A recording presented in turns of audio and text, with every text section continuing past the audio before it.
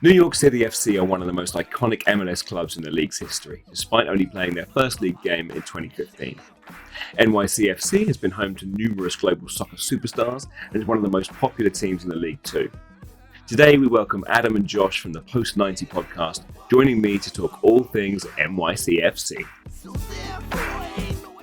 Hi guys, welcome back, and today we're doing a deep dive into NYCFC, and I'm so pleased to be joined by Adam and Justin from the Post 90 podcast. Hi guys. Hey, how's it going? Glad we have the opportunity to come on and kind of talk with you.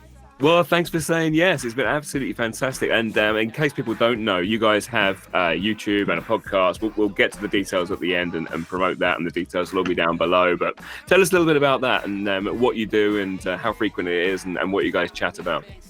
Yeah, for sure. So, the podcast is recorded pretty regularly. We're not, maybe to our own bane, on like a perfect schedule, but typically like if a team plays a game, there will be like an episode coming out afterwards within like a day or two. And, sometimes that gets difficult because we like to try to make more episodes, like even just based on like a midweek game. So there's situations where sometimes we'll have maybe like 2 new episodes a week.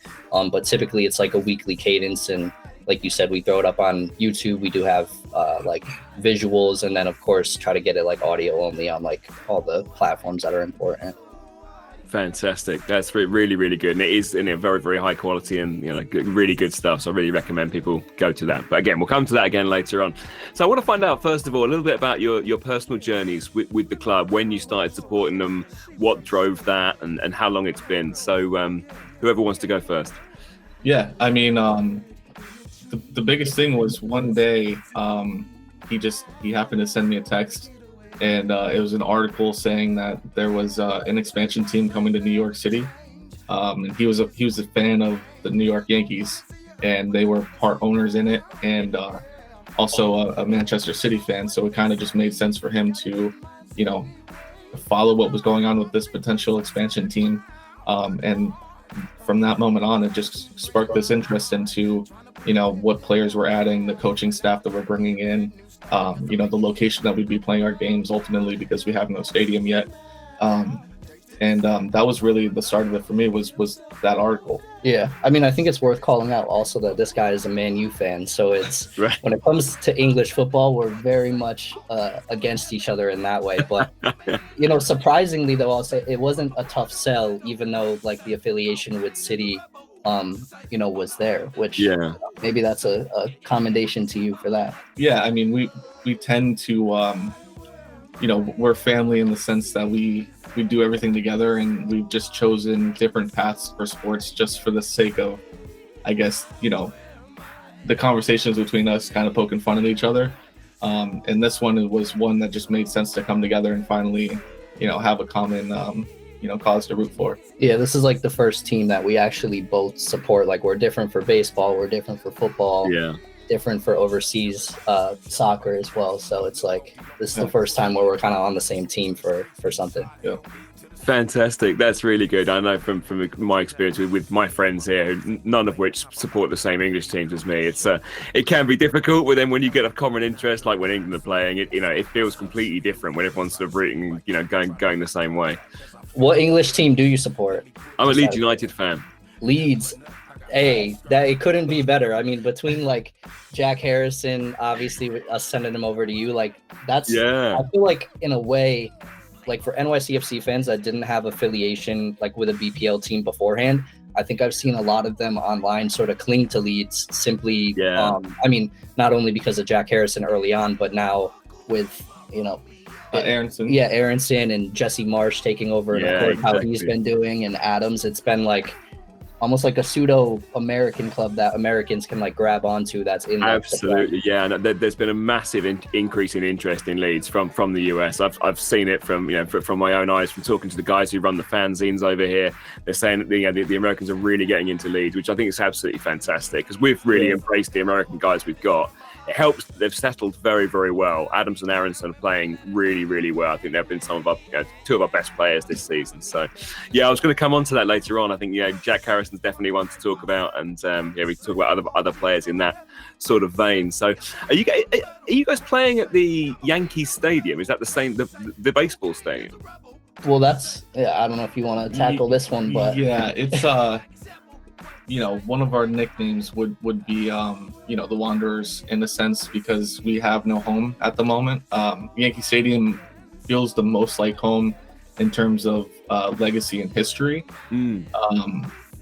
But we played at our rivals' home stadium and called it home. We've played in another state. The equivalent of driving, maybe from Manchester to the sea, seaside. And so, we've kind of been everywhere, and Yankee Stadium would be our main home. That's the home that we would all probably choose. Yeah, for sure.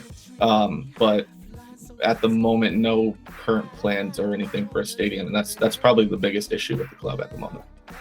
Gosh, right. So are the fans still able to go and follow the team and watch the matches live and that sort of thing?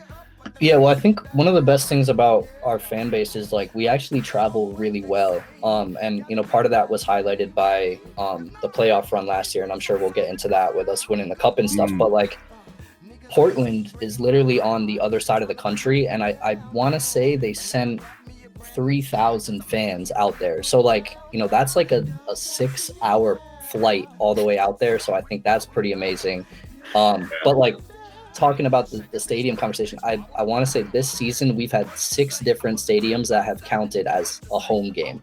So we've had one in Connecticut, one in New Jersey, 3 in New York, and 1 in California, actually, the other side of it. We played in LAFC Stadium as a home game. I want to say for our first game, actually our opening game of this season. Yeah, that's insane, isn't it? That's mad. So you're hoping there's going to be a stadium in the future that you guys can call home and regularly go to? Yeah, that's definitely, I think, the top of the list for all fans is getting that done. And unfortunately, I'm not going to pretend to know, much about New York City politics or anything like that. But, obviously with the City Group and Man City as our partners, I would want to believe that money is no issue in terms of getting it built. But I guess trying to find the actual property, I guess, in New York to, potentially knock down other buildings or find somewhere to squeeze it in must be incredibly tough to do.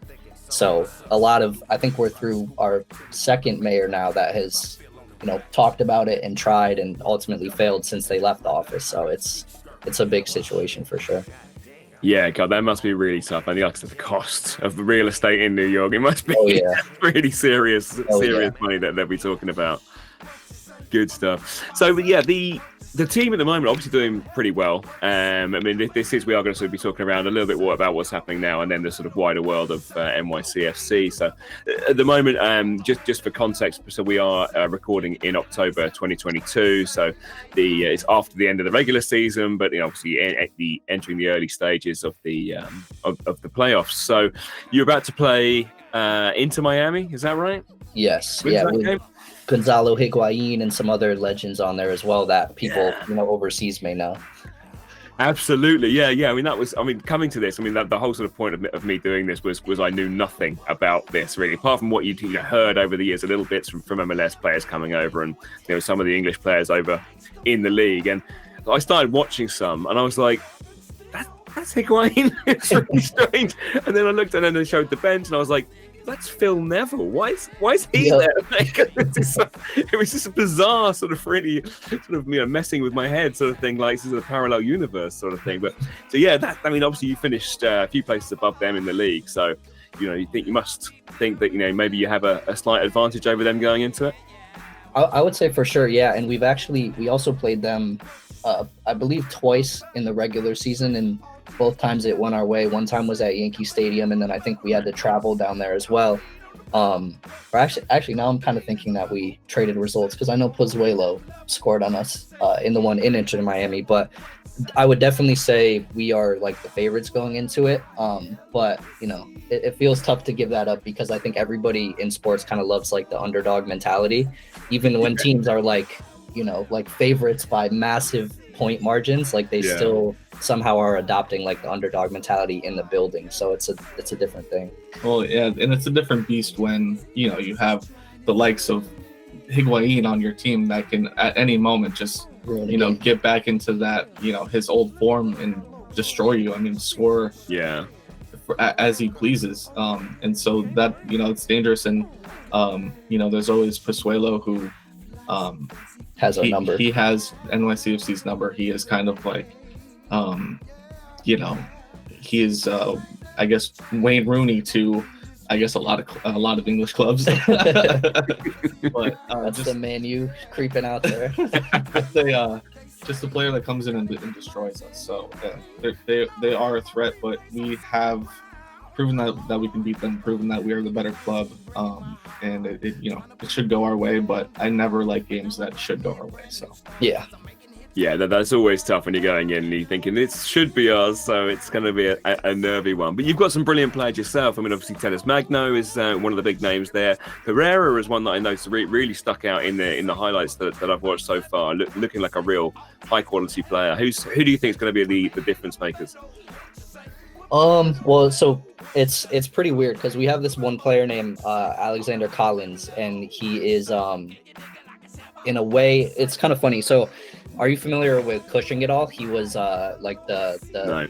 So he's our current manager, but he used to manage the Man City women's, I guess, for I want to say like maybe 9 to 12 years, and he won like Champions Leagues with them, and obviously manager of the year with them and stuff like that. And we're in a very interesting situation where we lost our top goal scorer and the Golden Boot winner last year, and our head coach, our manager that led us to the cup mid-season this year. And that, that's partly because of how MLS wants to keep itself off the schedule of world football. Yeah. But, so who we have left now that I think is the most important is Collins. He's one of our center backs. He actually just got nominated for center back of the year. And it's funny because Cushing came out in a press conference a few games ago, and I've never heard this about a center back before, but he said, we found a way to turn Collins into a striker. And like coming from center back position, that is like such a weird thing to hear, but we had a run of pretty important games where it was our derby match and then a Campeones Cup, which is, I mean, what would you kind of compare that to? The Super Cup, when I believe the Premier League winner plays the Champions League winner. Yeah. There is a Super Cup. Yeah, I think Chelsea might have won it recently, and it was one of those ones. Yeah, there is definitely a European Super Cup that's going on there. Yeah, that's it's sort of like that. So we had our derby, we had that game, and then we had another massive game afterwards, and Collins managed to score in all three of them, which is just so weird to do from a center back position. And I mean, I think the way that he plays is very weird because he actually does join the attack. It's not just corner situations where he's just knocking in headers. Like he plays upfield and will like be in the box on an attack. Fantastic. That's really what a weapon to have, because you think normally people are going to be marking that position. So it's fantastic. Right. Well, I don't know. I mean, who else do you think is a guy? I mean, the most talented. With the highest ceiling, the best player currently, and who could be, a European or world football world beater would be Tennis Magno. I think he possesses everything that you would want in a player. He just needs to, take that next step and really consistency and really be consistent. If he's consistently putting in the performances that we've seen him do. I mean, you're talking a very world-class level player. And if it's not him, then it has to be Gabby Pereira. Who just, his left foot is magical. And also, I think we're a little questionable on what Talles' status is going to be on the game. But we played on decision day in Atlanta. They have turf, and it's crazy. With turf, you think a lot about non-contact injuries where somebody's foot gets stuck in or something like that, and it tweaks a thing. But he actually hurt himself by going up in the air and coming down on his shoulder. So you don't think about turf causing injuries like that.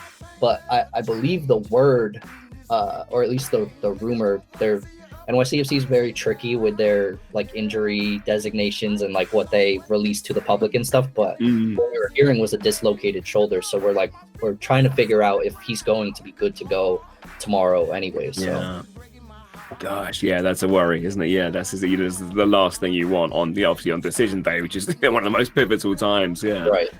Sheesh. So if we look back a little in time, so obviously you guys have been fans for years. It sounds like.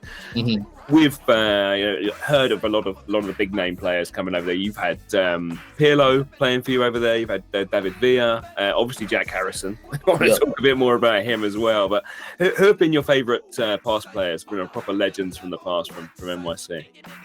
Legends of the community would be Kwadwo Poku. Yeah, who is not known to the world, but he's known and endeared to us. it's like a cult following. Yeah, I think any NYCFC fan that was really here from the beginning would say that Kwadwo Poku was he was a legend to us. Yeah, I mean, you had the big names, European names of Pirlo and Lampard and Villa. Of the three, David Villa was a killer for us. He would just create chances for himself if he needed to. Kind of drag our MLS 1.0 team to victories. And he could literally do it by himself. It was insane to watch. But he also holds the only MVP trophy that we have. I want to say it was like 2016 or 2017. He got the only MVP trophy that the club has had so far. So without winning the Golden Boot, which is crazy. But in terms of individual awards, that is the highest honor really that you can get, and that was something that he was able to achieve for us. Yeah. Of the I guess international known players, I would say David Villa is untouchable, because Pirlo, he was a wonderful player in Europe. When he came here, he not that he struggled, because I don't think he'll ever find a game of football hard in his life. But I think he struggled to actually to give anything to the team that you can actually look out on a stat sheet and say, okay, over these 2-3 years, he contributed a goal and a couple of assists. For his standards, he would look at that and say, that was a failure. So I would say that David Villa definitely has to go in as the number one legend. Yeah, and I think, even in terms of, let's think of past players that, were stars overseas and came over, not in terms of playing, but as a manager, we had Patrick Vieira. You can say what you want about him being NYCFC's manager, and we've had a few different guys in there that have been plugged in now, but just the star power of someone like that coming over and trying to manage a team in a way is like an amazing thing as well. And I think that was a little bit more MLS 1.0 too, where you're focusing a lot on names to kind of do the marketing for you potentially overseas. And I feel like at least our club, not every club is doing this, and Inter Miami is one that I think is still kind of focusing on that. When you see people like Matuidi and Higuain and Pozuelo still around on their team, and Neville as well, like you mentioned. But at least I feel like we're starting to move away from that and focus more on like younger talent, as opposed to bringing over like aging talent, because in a way that kind of puts it gives stock to like the retirement league thing that people love to throw at us. So well, I think there's a lot to be said for that, especially for looking around for really underappreciated talent. I think maybe you could say that I spoke to a Nashville fan recently for one of these, and Hani Mukhtar is I guess one of the ones that was relatively unknown and came in and obviously took the Golden Boot this year. Yeah, last season he got snubbed for MVP too. I know we're going to get a little bit into probably like our different rivals, but the New England Revolution, Carlos Hill, ended up getting MVP. And to us, it was like a landslide that there were two players, including our Golden Boot winner, Tati, that should have even come over him. But Mukhtar was like far and away the MVP for us last season. He's honestly incredible. It's like insane what he does. Absolutely, I prefer, the teams like Nashville, like NYCFC, who are trying to not only give themselves their own identity, but the league, to kind of have their own players and legends and star players to stand on, and not, reaching into, Europe's retirement homes and trying to pull these guys out for one last. Well, you think of like Toronto kind of becoming like the Italian national team 2.0, like with Bernardeschi and Insigne coming over, and then I I read they were also trying to tempt, was it Velati over as well? Wow. Their left back, I forgot his name. Yeah, but is also from the Italian. But I guess at least home. if you're gonna do it, I guess at least like go all in and hope it works out. Yeah, absolutely. Because I mean, if you've got a big starter, you're going to get more people there. It's going to raise the profile of the club. You're going to get global recognition. It's going to work in a lot of different ways, isn't it? Like that. But yeah, it does seem to me that there are obviously the transfer system is very different there to what we have over here. Is there much movement between the clubs, within the league? Not very much outside of it's really weird how it works. So when I say certain things, you may go, well, that's a foreign language. to us as well. Yeah, I don't even fully understand it. So there's like GAM, which is general allocation money. Yeah. TAM, which is another form of money. And people pin those as Garber Bucks, which is the name of our commissioner. So that's kind of the fun name to throw around. Yeah. So there's a lot of movement of money and international spots and things like that. Typically, the transfers between MLS clubs are going to be, youth players or players who are currently struggling and looking for another opportunity. But there's not, you won't have, say an English Premier League transfer like Carlos Tevez goes from West Ham to Manchester City or something like that. That won't happen. Yeah, usually if a star in the MLS is making a transfer, it's to leave to Europe. It's not within the league because, then they're probably at a level where they can just remain with the team or they can just go to Europe. It's one or the other. We also have the super draft, which is also, another intricacy of just MLS, but it's their play on like an NFL draft or like an NBA draft where players coming out of college or even like free agents, it's very weird how you get permission to like be in the draft. But Jack Harrison actually was that's good LinkedIn, was our super draft pick. And that when we have expansion teams that join the league, the expansion teams get like their own small version of the super draft where they can actually pick from players that are on other teams that are eligible. So like every year when a new expansion team joins, like our club gets to look at our whole roster and we get, let's say, like 90% of the players we get to like save. And then yes, I've read about this. I think there's 12 that you're allowed to say hands off. You can't pick one of these, but then the rest of them are kind of fair game. Yeah, so like we actually had one of our players taken from Charlotte this past year. And then it's weird because so he gets taken and then within the same night he got traded to LA. Right. So they don't have to keep them, do they? They can move them on. Yeah. So they traded him off for like some mixture of GAM and TAM and all that, all the Garber Bucks. So it's like that is the predominant way I think players fly around is expansion drafts and like super drafts. Yeah, definitely. Fantastic. It's a fascinating system. I am doing a video on this. I'll have an explainer for people who don't understand it. Honestly, if you're doing like a deep dive, you may teach us. We're going to have to watch the video because you'll probably teach us something about it. I'm hoping with this channel, it's going to open it up to everybody. So if I can teach you something, I'll be extremely pleased with myself. Yeah. So we touched upon rivals recently. In the conversation a moment ago. So there's one team which I would assume is a big rival within the city, and it has a fizzy drinks brand associated with it. But go for it. Talk about them. Talk about other rivals. How have those things come about? Well, so I'll just say this quickly. I hope that and let's make this very clear, that the New Jersey Red Bulls haven't tricked anybody overseas that they're actually a New York team. So like they play in New Jersey. That is, to us it is a completely different state. Like New York and New Jersey are not the same thing. So I hope just their name has not tricked anybody into thinking that they're a real New York team. And I'll let you speak more about them. Yeah, I mean, I at one point had that fizzy drink addiction of Red Bulls, and I think I had to throw that to the side just for the club's sake. They're kind of the noisy neighbors that don't really ever achieve anything. Yeah. They can beat us on a game day, but at the end of the day, they go home to their stadium and their trophy case is empty. They're kind of the almost the Spurs of our league, where they're in the conversation and never capitalize on that, never do anything with it. And so we were an expansion team. We came about in 2015. We won a cup before they did, and that's really, I mean, that's the story of the rivalry. I want to say they joined the league when the league was created, so that's 1996. I want to say so. Yeah, I believe they're older than I am. Yeah, and they haven't won a cup. Yeah.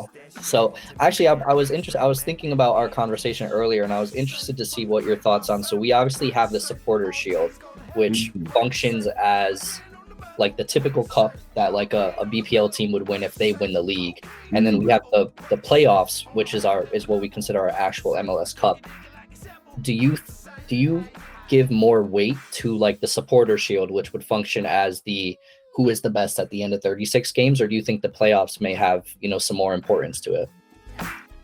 That's a really interesting question. I mean, I would equate it, I think, over here with winning the league. Obviously, is the Supporters Shield in that respect, but the MLS Cup feels more to me like the Champions League. And obviously, you're not bringing in other teams from other countries, but it's more of a knockout competition, and it's not necessarily it's often not the top team in the league that wins that cup. So yeah, I think that and I think there is a lot to be said actually for the Champions League winners being often from a league where they've finished third or fourth, in that league, because it's so hard to win your domestic league and win the European Cup, aka Champions League, on that side of things. So yeah, I think from looking at the MLS and my sort of not hugely informed opinion, it would seem like I would have thought that the Supporters Shield would have been the more important one there to get, and the more of a badge of honor, because we've been the best team over the whole season against everybody else. I feel like logically that is what makes sense, but I think it's very weird in America. I mean, the MLS Cup, I think, is definitely regarded as higher, and it's a weird disconnect from what you would assume if you just look at what both things are. Yeah, obviously, being a better team over the course of 8 months should be much highly regarded over winning 4 knockout games over the course of exactly. Yeah, that's yeah. But it doesn't come out that way, so it's weird. And you're saying that as current holders as well. Mm-hmm. Yeah, for sure. Yeah. Well, I think I think it's more of a legacy type of thing. If you're used to being the best team over the 36 or 38 games, you should have some type of badge of honor. But if you're going into it knowing that the system is the system, and this is the the league you're playing in, you kind of almost get to have a different mentality that we've talked about on our show many times, which is getting into the playoffs is good enough, in a decent run of form is good enough, and you find your best way to play, and you're really just gearing up for that playoff run. It's a mentality change, I guess, with the clubs. I love that. I mean, it's given the I think I did it in my first or second video. There's been 8 different winners over the last 10 years, which from looking at a Premier League standpoint, that's never going to happen over here. Right. So it's a much more entertaining league there. And if you're a fan of any of the teams, East or West, you think we've got a chance right. any season, which is great. How can that not be a better way of doing things? And I think in terms of talking about competitions too, it's worth mentioning. I mean, we do have what is that word? The Pseudo Champions League. We have the Pseudo Champions League. The CONCACAF Champions League, which pulls in teams from all of South America, and then America as well. And I mean, that I would say is even an honor above the MLS Cup, and for sure above the Champions League. We just had the Seattle Sounders. They won the first time that an MLS team ever has this year, and then they missed the playoffs. They're not playing in the MLS Cup playoffs. So it's it's just such a weird thing, and they beat us on the way, unfortunately, to the to the CONCACAF Champions League Cup, but semis against them. So it was guaranteeing an MLS team to at least play for the final. So it's been very exciting in terms of world of football, matching up our club teams against some of the more prominent South American teams coming out on top. How often is that a US winner, and how often is it a team from another continent? Every year is the CONCACAF Champions League. Well, no, the winner. I mean, yeah, I believe that was the first time that it was an MLS winner. Yeah. I think ever. Yep. Oh really? Oh, wow. Yep. Yeah, I believe, and it's always been a Liga MX winner that they've dominated that competition for a long time. And the current conversation is that the United States as a whole with soccer has flipped the results versus Mexican national team, flipped the result in the CONCACAF Champions League, flipped the result in the Campeones Cup, the All-Star All-Star game. And so there's a conversation being had of who is going to be the new giant of North America. Fantastic! That is so exciting. I mean, the league is massively on the rise. I think the quality and the players it's producing are fantastic. And it's obviously really helping the national team as well. So you're putting a very strong position going into the World Cup with some real quality throughout that side. Yeah, and that's a whole different podcast to get into. Yes, absolutely. Yeah. But the one thing that I will say about it that is kind of pretty paramount right now in terms of conversation around it is the parity between our overseas Americans and our MLS Americans. It kind of feels like Greg, who is our manager, is just showing more love to MLS players, and I don't know if what is behind that, whether trying to make the league look better, make the federation look better, or if the federation wants to make the league look better. But it feels like there are Americans overseas that may be more equipped to come into this World Cup over some other players like Aaron Long, who plays for the Red Bulls, and potentially take his spot for the World Cup, but for whatever reason, he is continuing to get selected. Yeah, I think that you see that too with English football, that Trippier is going to come back to the Premier League because he thinks that he'll have more looks for the World Cup, and he just touched on it.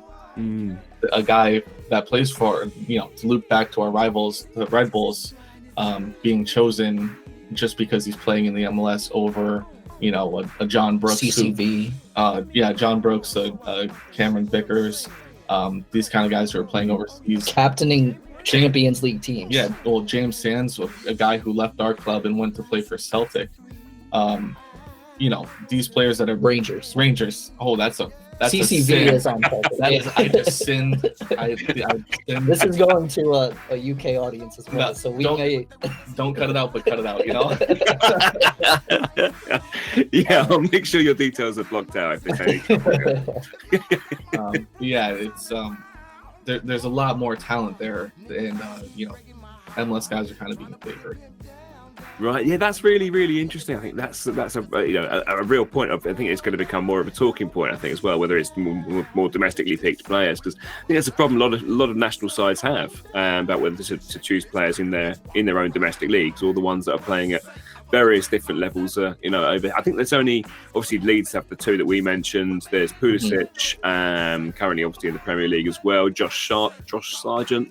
There's a few around. So it's certainly sort of playing Premier League or equivalent sort of levels over here. But yeah, I mean, if he's going a bit more, maybe he thinks they'll gel better if they've been playing in the same sort of style in the same sort of league or something like that. But it'll be really fascinating to see the USA and England match. That's going to be. I was going to say we're real friendly right now, but I assume come November, we would very much be against each other when it comes down to that game. I don't know. A lot of me and my sort of Leeds United friends are all like, "This American team's all right. We quite like these guys." There you go. Put some guys over. Absolutely, yeah.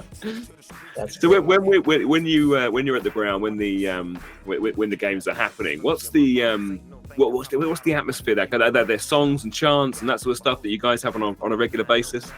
Yeah, there's definitely it's interesting because there's different chants depending on where you are in the stadium. So the supporter section, they'll go through the "Come on New York," the "Esta Noche" chant. They have I think really a big cornerstone of our supporter section as well as the drums. Yes. They bring like these massive like band drums, like bigger than you can really even carry. They have the straps on them and everything, and that like rings throughout the stadium, vibrates throughout the stadium, and really dictates all of the chants, the pace of the game. At sometimes it feels like our players certainly feed off of the supporters, and it's crazy. I mean, we recently traveled away as well to Charlotte to see an away game, and their supporter section was jumping too. And I didn't realize that, you know, there are as many passionate fans and supporter sections as there are for like every MLS team, really. Yeah, I think you know, there's, I forgot the exact section. I want to say section 178 at Yankee Stadium. They have a specific chant built around Justin Bieber's song.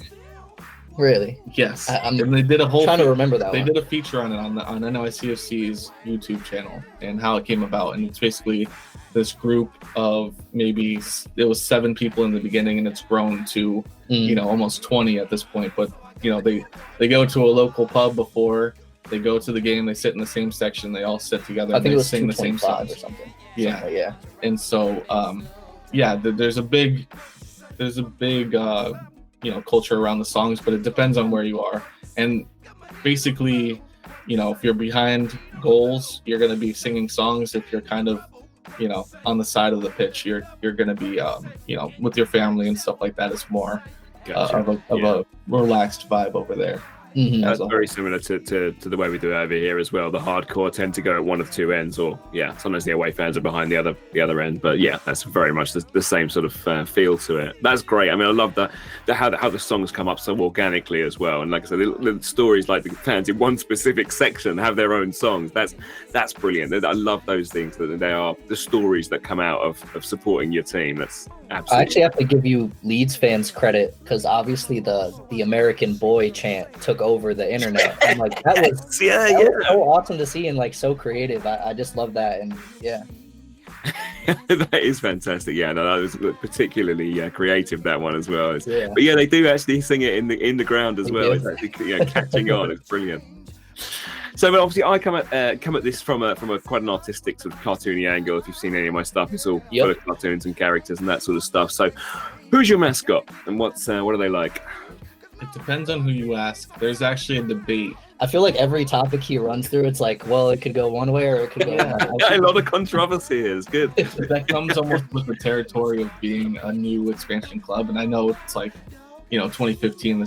It's almost a decade, but it still feels so brand new. So there's still an ongoing debate on whether we should be the Pigeons or the Night Owls. The Night Owls. I mean, I'll say far and away, especially to like casual fans, Pigeons is a leader. The Night Owl is more so come around in like the last 2 years.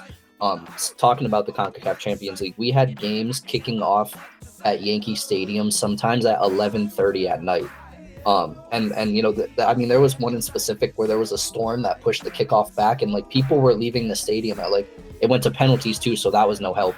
But people left the stadium at like 2:30 a.m. So sort of over time, people have started to adopt like this New York Night Owls thing for those fans that stay up late to watch the team, like regardless of the time, regardless of the venue, they show up and make it out. So that's definitely a new one, but I think far and away, the Pigeons, you know, kind of takes the cake. Yeah, and Pigeons, we've had a kit that featured a pigeon on it before. Yep.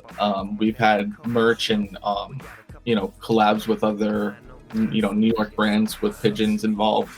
My favorite would be the Bronx Wanderers, just because, you know, we don't have a home, and I think that it's great. Yeah, to almost embrace that, because it's with rival fans like, you know, Red Bulls and Revolution and those kind of teams. It's really the only ammo they have to throw at us. You know, when we're going at it on Twitter, you know, they throw the fact that we don't have a home against us, and I just feel like, you know, embracing that and really, you know, taking it in as our own nickname gives us the power in that sense. So I prefer the Bronx Wanderers, which, you know, not necessarily a mascot, but just a, you know, a nickname that I would like to go by. Yeah, I like that. I think it really sounds cool. It's a really nice one to have. Yeah. So you mentioned the kit there. Actually, it wasn't something I was meaning to bring up, but I've been wondering about the kits. Obviously, in this country, we see, you know, if you go through the city centre of any major city with a football team, you know, you will see, you know, the big sort of parade of the, you know, of the home team's colour going through. Is that something? Do people turn up to the stadiums wearing the shirts? Is that, you know, is that a big deal? Yeah, I think. I mean, we even do the parades. Like you see, so I want to say it's 5th Street, and somebody can quote me if I'm wrong, but we have pre-game parades where we have 2 main supporter groups. It'd be the Third Rail and Los Templeados, and they do collaborate on creating these big marches down the street of the stadium, and they have their little smoke sticks and all the different team colors and stuff, and the drums going and music and stuff. So definitely when you go to the stadium, you see jerseys literally everywhere. And I think probably the only major difference with overseas is like you probably just in your like everyday life, just around town and around the city, are constantly seeing jerseys. And I'd be lying if I said that I wish we didn't have that. But I think what we do have that's kind of cool is like when you do catch that one person, on the subway or walking down the street in the city or in the store with just like, the cheeky NYCFC cap on, or even in a jersey, it's like, it's almost like the secret that you're like sharing together. And it's like instantly, friends that you can connect on something. Yeah. It's actually, I have a funny story. When we were in Charlotte on an away game, we were in the middle of Charlotte's, massive city. And I just went to, the local pharmacy just to grab some vitamin C and a raincoat because it was going to be raining that day. And I just caught the eye of another away traveling supporter, and we just kind of like nodded to each other and kept on with our day. And it was like this cool little thing, like, yeah, we're both in this thing together. That's brilliant. You got instant connection. You both recognize it straight away. I love that. That's brilliant. Do you have the special edition shirts for various different times as well? I've heard that some MLS clubs will bring out a shirt for a particular occasion. Yeah, there's been kick cancer jerseys, which mainly would be like the pre-warm-up kind of kit. There's been special recycled uniforms. The Adidas Parley. Yeah. I prefer the ones that our club themselves make as like a 3rd kit or a 4th kit. Yeah. I really dislike the Adidas mandatory. They'll make everyone's home kit be almost the same with different team colors. And I really dislike that. I think it takes away, the personality that you'll get from like a Brentford, for example, will have like a Hummel shirt. Yeah. Or Puma, or we should be wearing Puma because that's City Football Group. With Puma, but makes the exception for the MLS because we the MLS made the Adidas. Well, yeah, I was going to say the issue is that the partnership runs through the league, not through the team. Yeah. So we're kind of mandated to what we are allowed to do and not to do. Yeah.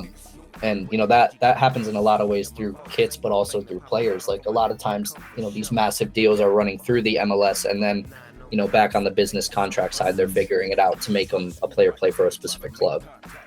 Gosh, yeah, right. I see. So it's less of a free market sort of.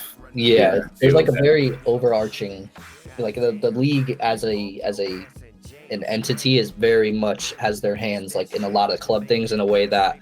In the BPL, they're probably just there as regulators, not so much partners and like people that are properly giving you business deals, and it's kind of more on a micro level telling you what to do. Yeah, absolutely. Yeah. They're all brokering their own deals and got good tie-ins for like 5 years or whatever, and those sort of things. Do they change the kits every year, or is it less frequent? Yeah, definitely every year. Yeah. I mean, I would say probably one of your kits, like, so sometimes we may change our home kit, but our away kit will stay the same, or the away kit might change and the home kit will stay the same. But at least every year, one jersey would be changing. Yeah. I'm a big fan of the 3rd kits. Yeah. This year our away kit is the orange. It's the orange, yeah. So we have this like lightning orange kit. I love it. And this is kind of merch to go off of that idea. Oh, cool. Yeah. So it ties in. It has a big lightning bolt on it. Yeah. The kit. And then I would say way back to maybe our 2nd or 3rd season, there was a blackout kit with orange on it. And it was, that was the one.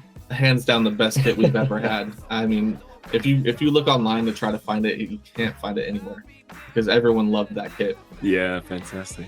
That sounds awesome. I love shirts. I mean, I can't get enough of them. I buy random shirts as well. I've ordered an all-star shirt now as well, so I'm going to be wearing that on the channel at some point soon because that was really cool. I was looking through it. I was like, I want that. This is so good. I think that's one of the things commercially. I think that the MLS does really, really well. It's bringing out so many different, not just the shirts, but the hats and the all sorts of souvenirs and that sort of stuff. It's very, very good. I think that they do that well. But yeah, it'll be interesting to see if the teams had a bit more autonomy in what they could do and what they produce rather than it being so centralized. I think there would be even more creativity in that. I think there could be, some fantastic stuff to come out of that too.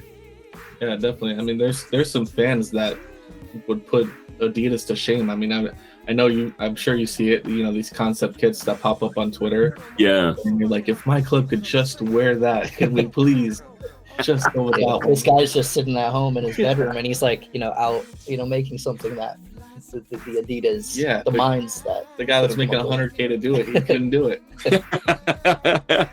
That's exactly, because there's always a dozen people in a boardroom going, no, I don't like that. I don't like that.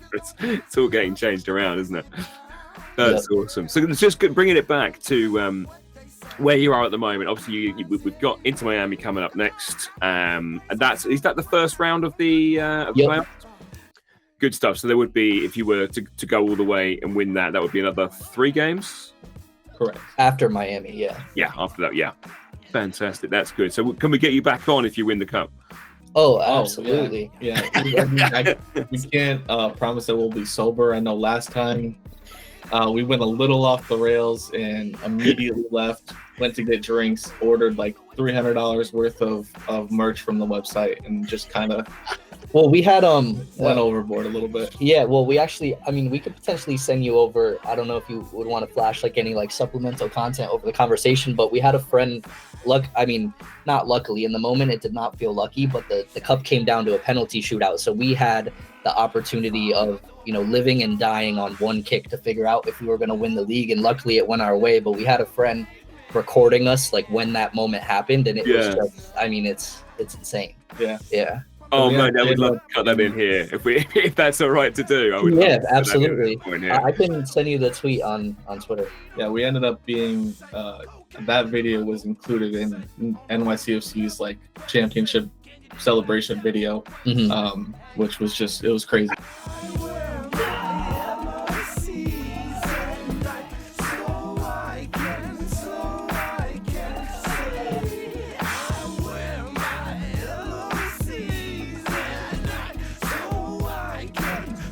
I think the biggest question is, we talked about Cushing earlier, and with Ronny Deila leaving midseason and he's off to not to his standards. Wherever he went, I forgot what it is. It's not. It was a Belgium club. Honestly, it's one of those things where once he left, we kind of had to emotionally cut ties to save ourselves from the pain of seeing him manage another club. I think maybe Bruges or something like that. I think maybe something like that. Yeah, and then so because of him leaving midseason, Cushing is very much an interim manager. I think the definition of interim sort of fits him perfectly. We just got off a really bad run of form where, if you happen to have a different fan on from Twitter randomly, you could have gotten a Cushing out episode, honestly, out of this. Wow, right, okay. But we've picked it back up for the playoffs, thankfully. But I think in the realest sense, he is an interim manager, and our biggest question in the offseason is seeing if we can bring in somebody, else that may do better, may command the locker room a little bit better. I wouldn't be totally opposed if, they need some extra time to bleed into the next season and then we replace him at that point. But it's very much a situation where Cushing is like obviously he's a City Football Group company man. So he will never be leaving the team. It'll be, stepping back down to an assistant manager, but we need to figure out this manager thing because the talent is absolutely here. It's just getting the boys to play at the level that they should be at. Yeah, I would say either, going out into the market and finding, a manager that fits us. It's part of our culture that, and New York as a whole is very diverse, and our club is, it's a big example of that. So we have a lot of Portuguese speakers and a lot of Spanish speaking players on our team. And so we need somebody that can relate and connect to those players the way that Ronny Deila did. He figured out a way to do it. Cushing, I don't think is there, whether that's going into the market and finding somebody who can do that or elevating a Mehdi Belushi, who was on our coaching staff. That's one of the things that needs to be addressed, and we need to reach into the pockets and probably start investing into proper number 9, because we have an aging number 9, and we just lost our MVP, our Golden Boot winner, and Tata Castellanos over to Spain. So I think those are the two things that we need to address for sure. Fantastic, and get some plans down for that stadium too. Yeah. Yeah.